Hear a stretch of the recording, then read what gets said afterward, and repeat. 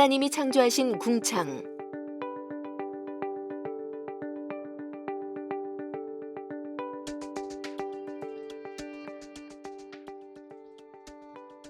궁창은 오늘날 우리가 알고 있는 하늘과 같습니다.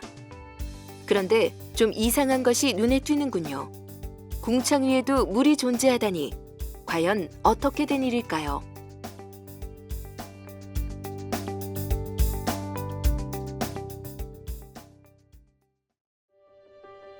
수증기를 포함한 구름을 제외하고 하늘 위에는 물이 존재하지 않습니다.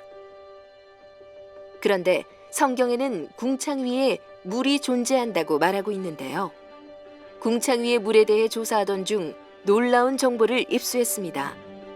바로 궁창 위의 물이 과거에는 있었지만 어떠한 사건으로 인해 사라졌다는 것입니다.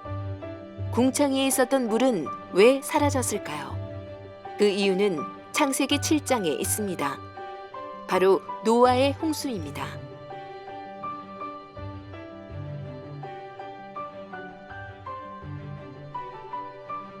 궁창 위에 물이 있었다는 사람들의 주장에 따르면 노아의 홍수 전까지는 궁창 위에 물층이 존재했다고 합니다. 그러나 홍수가 시작되던 날 하늘의 창이 열려서 궁창 위에 물이 다 쏟아졌다는 것입니다. 흥미로운 주장인데요. 과연 이 이론이 가능한지 전문가의 이야기를 들어보겠습니다. 중학교 때 배우는 과학 지식으로 밀도라는 게 있는데요. 단위 부피당 질량이 얼마나 되는가. 물하고 공기의 밀도를 비교해보면 공기가 물에 비해서 대략 1000분의 1 정도밖에 안 돼요. 그러니까 물이 공기에 비해서 1000배 더 밀도가 큽니다. 그러니까 물의 무게를 떠받치려면 대기권, 공기의 밀도가 최소한 지금의 1000배 이상 되는, 1000기압 이상 되는 기압이 필요하다는 소리인데 1000기압의 공기에서 우리가 과연 숨쉬고 살아남을 수 있을까요?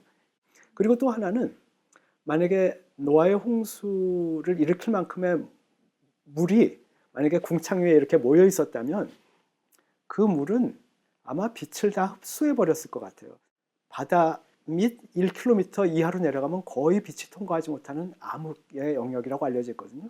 그러니까 만약에 궁창 위에 물이 만약에 두께 1km 정도 높이로 쌓여 있었다면 빛이 전혀 통과해서 지구를 향해서 갈 수가 없는 상태예요. 그렇다면 그 안에서 어떻게 식물이 자랄 수 있었으며 참 이해하기 힘든 상황이죠. 그래서 제 생각에는 창세기에 나온 문자 그대로의 궁창이라는 것은 적어도 현대과학적으로는 그것의 정체를 얘기하기는 굉장히 힘든 것 같아요. 그렇다면 성경은 왜 궁창 위에 물이 존재한다고 기록했을까요? 그 이유를 알려면 성경이 쓰여질 당시 히브리인들의 우주관을 살펴볼 필요가 있습니다.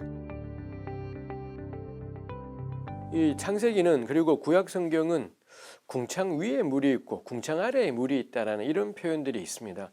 이런 표현들의 배경에는 고대 사람들의 우주관이 그 안에 담겨 있는 것 같아요. 궁창이라는 히브리 말이 단단하게 편 것, 뭐 이런 의미가 있는 건데 궁창이 있고 궁창 위에 세계가 있고 궁창과 우리 땅, 여기에 이제 사람이 살아가고 동물이 살아 있고 해와 달과 별이 있는 세상인 거죠. 그 다음에 우리 사는 땅 아래에는 뭐 스올이라는 것이 있고 스올 그 아래에 있는 것이 기품이라고 우리 구약 성경에 나와 있는 뭐 이런 것이 있죠. 그러니 결국 궁창과 땅의 세계, 궁창 위의 세계, 땅 아래의 스올과 기품의 세계, 이 세 가지 정도로 나뉘어지는 게 고대의 우주관이겠습니다.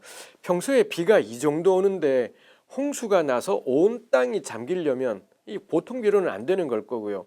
그러다 보니 이 창세기는 노아 홍수 표현 본문에서는 기품의 샘이 터져 나왔다고, 땅속에 있던 기품의 샘이 터져 나오고 하늘에 있던 궁창이 열려버리면서 궁창 위에 물이 쏟아져 나오고 이러니 이제 온 세계를 다 잠그는 어마어마한 홍수가 되었다, 이런 표현이 될 수 있겠습니다. 이건 고대 사람들의 우주관인 거지 지금 뭐 우리가 그렇게 표현할 수 있냐?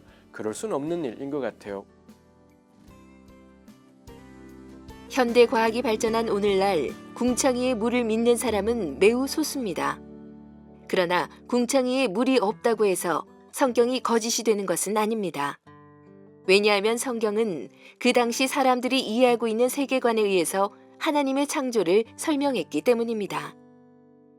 궁창 위에 물이 없다고 해서 하나님께서 하늘을 창조하셨다는 우리의 믿음이 흔들리지는 않습니다. 오늘은 파란 하늘을 바라보면서 하나님께서 창조하신 아름다운 섭리를 느껴보는 것은 어떨까요?